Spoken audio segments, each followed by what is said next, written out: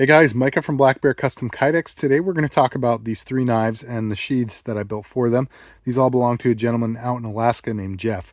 And, excuse me, before I get into the details of the video, I wanted to ask real quick for your opinion on putting out a cloth like this.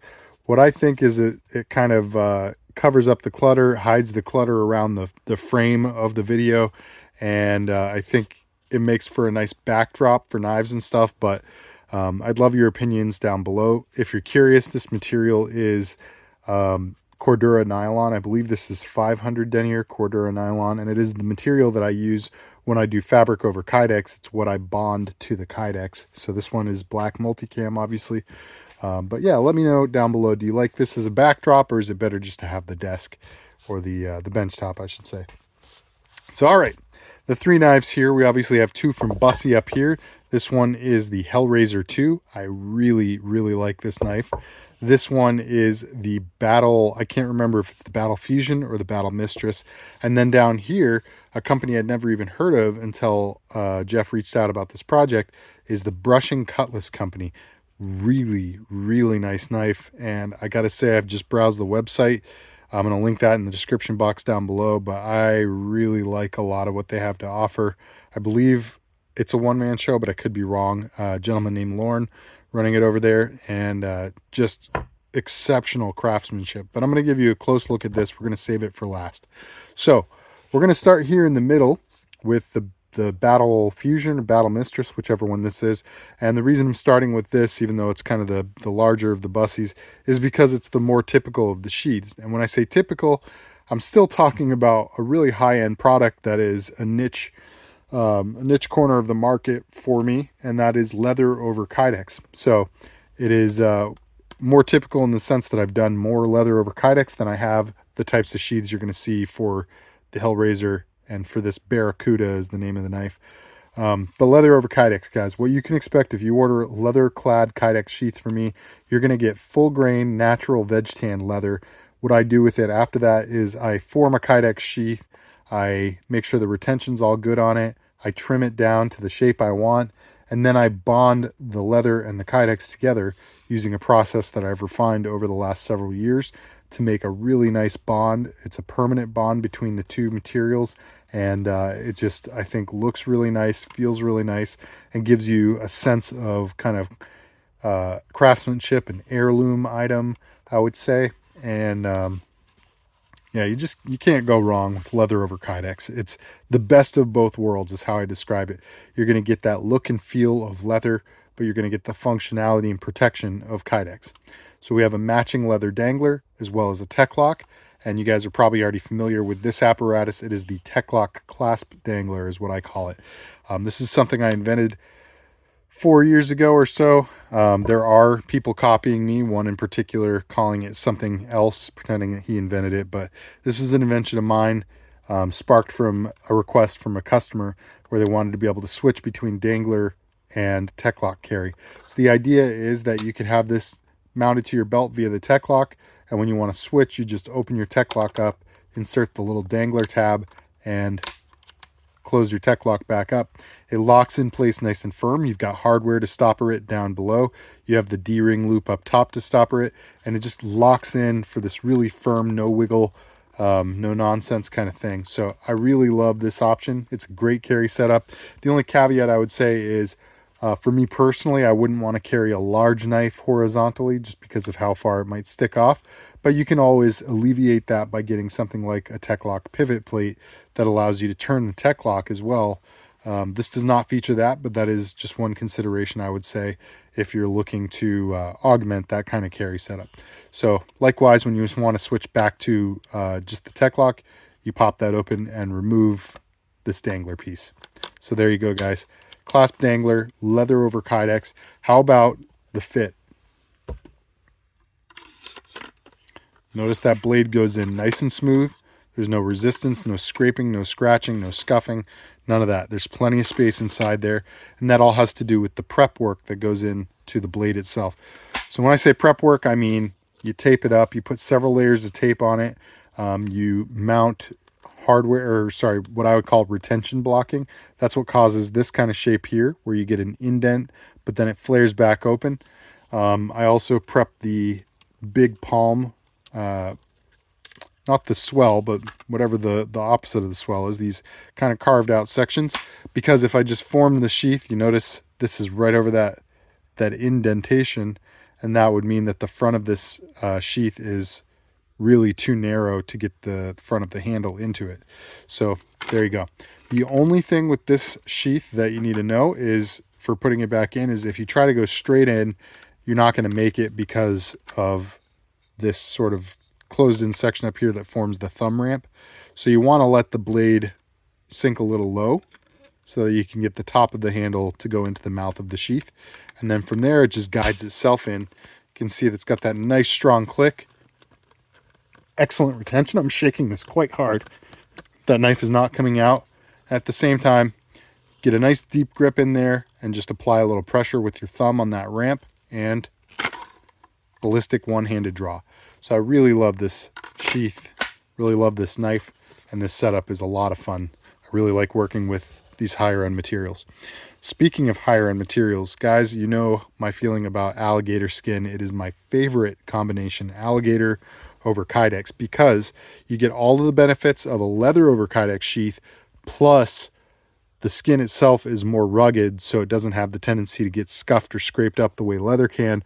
It is just the best option, in my opinion, for a skin over Kydex, for any kind of overmold, we'd call it. So here you go, guys. This one's really interesting. Jeff asked me to do red alligator skin with an edge fade to black. So this is how I did it. I think it came out looking really nice. We've got a matching dangler here, another clasp dangler carry setup. And wow, I just love the look of alligator skin. But this one in particular, I've never done one outside of black or brown, so I was really excited to do this. So how does this work? Well, for this particular one, I decided, my two options essentially were either order a white skin, so one that's been bleached, or order a red one, so that means it's been bleached and then barrel dyed. Well, in my experience with alligator skin, what I found is that the ones that are barrel dyed tend to be a little bit softer, more supple, which actually works to your advantage when it comes to forming them over a Kydex sheath. Alligator skin does not like to bend here in the center the way it has to wrap around a taco style sheath. It's extremely hard material to work with. These spines, these little, the hornback alligators, what animal this comes from, these are bone hard. They're real thick calcium deposits.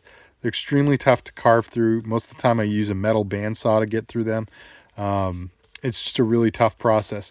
So you can imagine this does not like to wrap. It does not like to stay wrapped. So what I like to do is get the barrel dyed stuff to give myself just a little advantage. It doesn't really make the skin weak or anything like that. This is still plenty durable. But yeah, I chose a red barrel dyed. Now that said, the red from the dye was actually a little bit too pinkish, so I added more red dye to it that I got, and then I did the black edge dye and kind of a starburst pattern, which is where you kind of streak it toward the middle a little bit. And you can see I've even taken a little black dye and just kind of laid a streak down, and then took my cloth and rubbed all over it to make sure that it gets into these deeper areas, just to add a little contrast. So I think this came out looking really nice. I'm super happy with this, very proud of it, and I hope you guys like it too. As far as the dangler piece is concerned, so gator skin, tough as it may be, is oftentimes thinner than I would like it to be. So what I like to do with the danglers is I take a layer of cowhide and then I bond the gator to it to make it just feel thicker. I don't think it's any stronger for it necessarily, but that thickness goes a long way in terms of how it feels. So this just feels a little more quality. And as far as the piece goes, it was really hard finding a gator when I had to order it for this project. So the red one, I didn't find a big enough piece to be able to do what I normally do for the dangler. So instead I was left with some of the hind legs. I actually cut the legs off, flayed them open down the long way, peeled them open and bonded them to the leather. But they were not long enough to get the full dangler length. So what I did was I cut one piece a little bit longer than the other, laid it out over the cowhide and bonded it on. And then on the other side, I laid it down and had it overlap the first piece. So you can see this little overlap right there.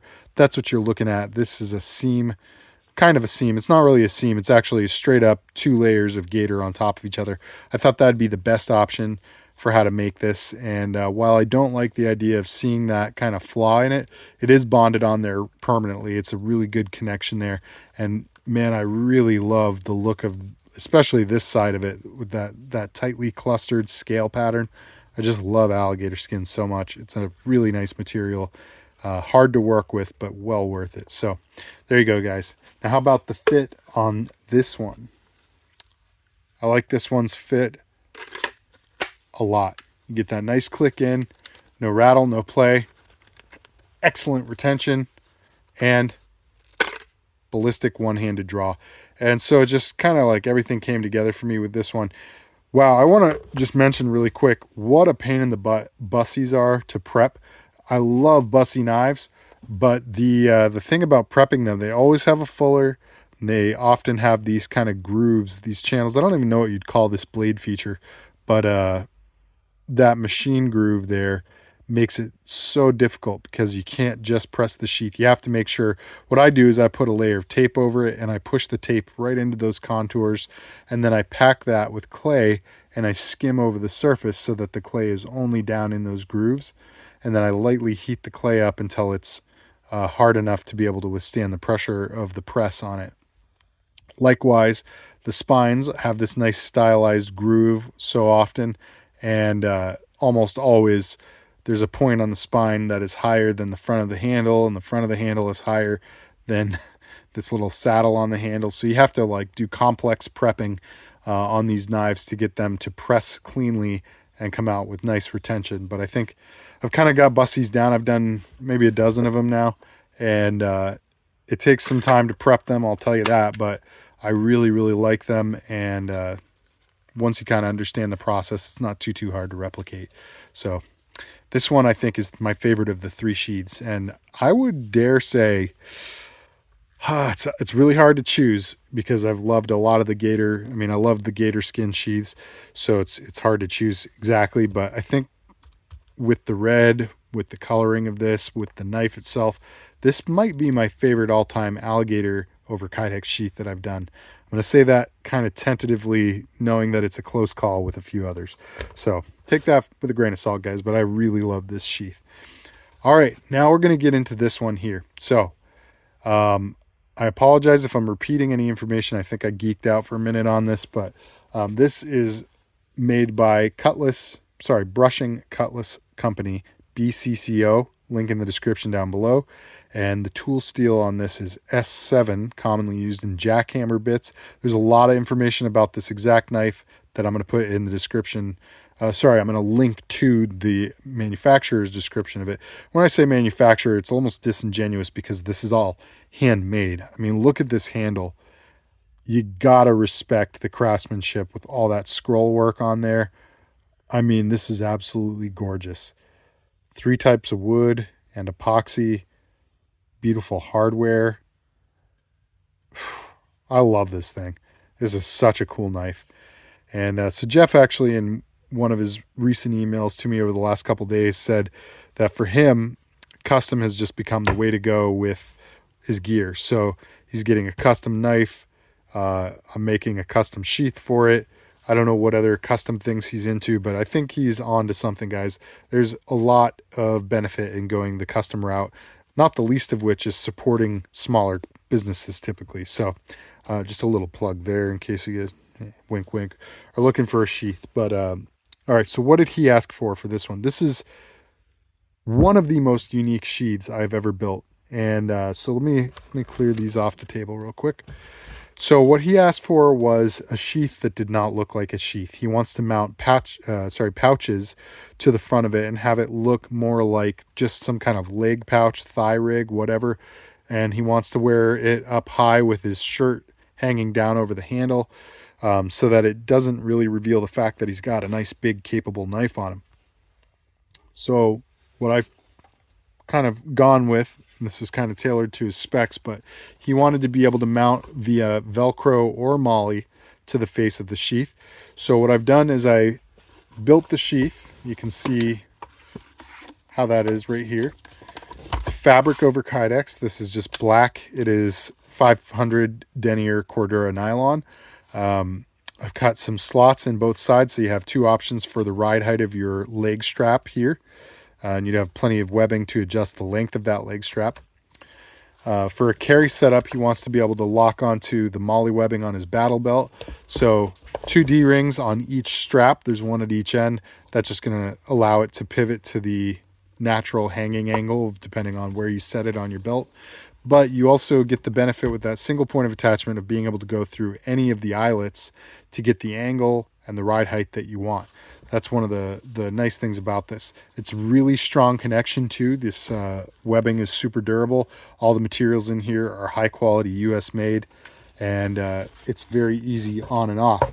Now he'd also asked me to come up with like a quick detach system, something that was going to be kind of drama free to get it on and off the belt.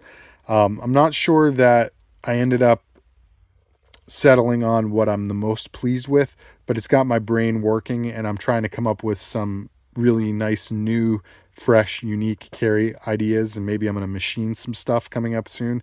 I don't know. It's definitely a question for the future, but I'm pretty happy with how this turned out. You've got these small molly locks. You just push these 2 buttons up on a spring-loaded thing to open it, and very easy to put that right down through and connect to your belt. I like the idea of being able to change the ride height without even having to move the D-rings. You can do that one of a couple ways. Number one, you can just change where on the belt this is locked in. The closer together, the lower the knife rides. The wider apart, the higher it rides. The wider apart, the more stable it's going to feel as well. This is going to be a really interesting carry setup. You can also change it, obviously, by lowering the D-rings on the eyelets. And then the last way is by changing the length of the webbing in between. There's a lot of excess in this webbing. It doesn't necessarily have the cleanest look to it as it is right here, but the idea is that it's there in case you want to extend that length out. And if you don't, you can always trim the excess off. You can reconfigure it a number of different ways, and it's just kind of there to customize to your liking.